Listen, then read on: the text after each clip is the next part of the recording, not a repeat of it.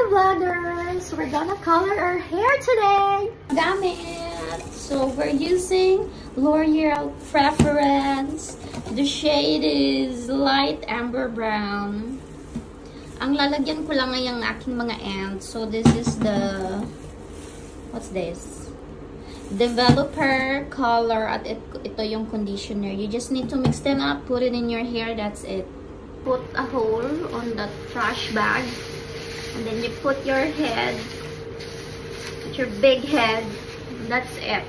Now you can protect your clothes.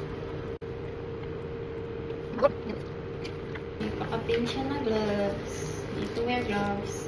So, ayan na po. Na-soak na natin yung ends. Yung ends lang talaga kasi gusto ko muna i-embrace ang aking black hair. Pero ito mukha ng badyaw. Kaya gagawin muna natin dark brown. And after 25 minutes, ganyan na po siya ka-dark. Time to rinse! Tada! Finished product! So, may kulay pa rin talaga siya. Pero gusto ko lang maging darker. You know, para hindi na siya parang brassy. Para siyang masyadong kulay kalawan. Yan na ka-vlogger. Thanks for watching. Bye! Keep on vlogging, oy! Tuumang ka!